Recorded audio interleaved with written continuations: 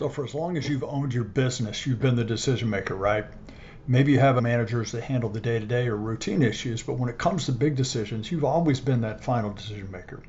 So how does that really change after you sell your business? Good morning and welcome back to Ownership Transition Advisors, where I'm talking about all the real and practical changes and issues you as the owner will face after you sell your business, and how I might be able to help you navigate these and many other changes during any acquisition.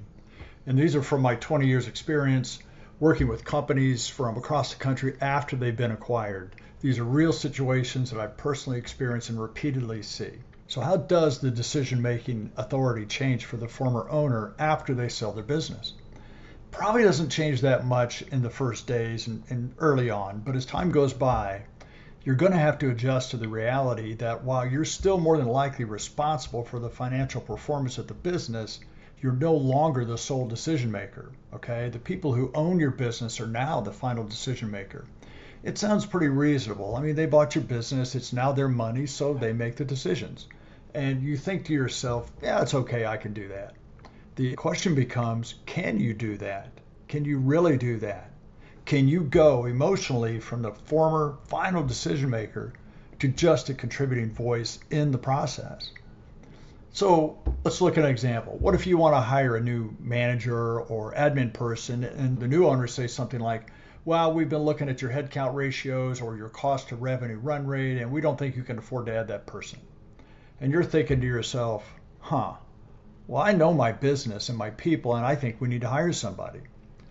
They push back and you say, all right, look, you bought my business, want me to continue running it the way I have been, and I'm saying we need to hire somebody.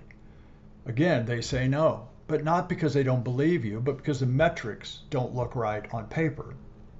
So I had a situation once where a company was 25% over budget in revenue, 40% over budget in EBITDA through 6 months of the year. Their business was growing and they wanted to hire an inexpensive person to help with collections, miscellaneous admin, and following up on open customer quotes. They had a person identified, a referral from a current very high performing employee. Seemed like a slam dunk, didn't it?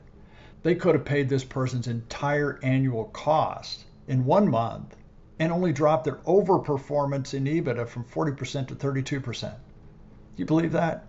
And guess what? They were declined, but not because they couldn't afford it, but because someone who was tracking every metric possible thought their non-revenue producing to revenue producing headcount ratio was out of line.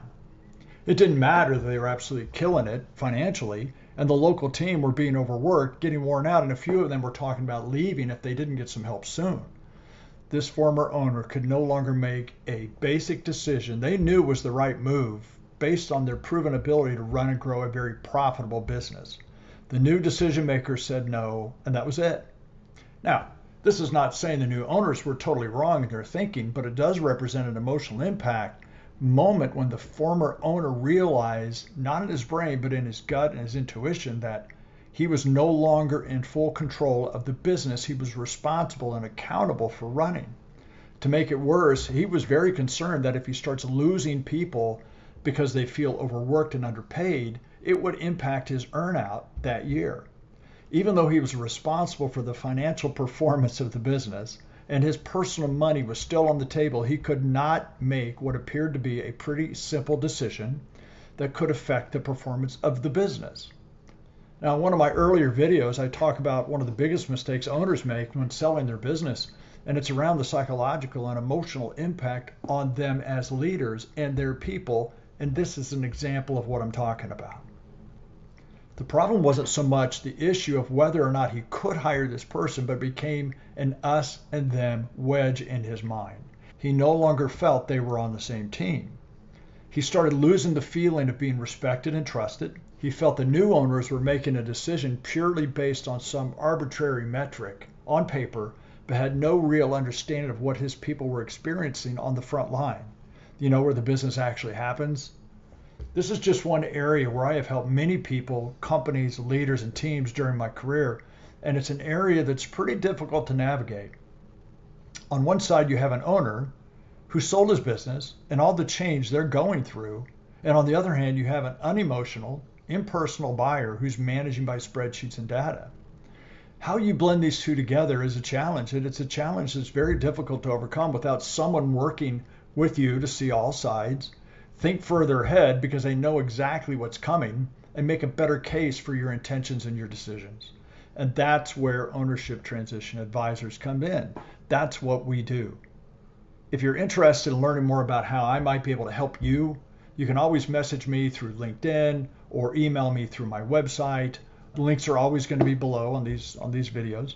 And we can usually decide in 15-20 minute call if it makes sense to work together with your business transaction.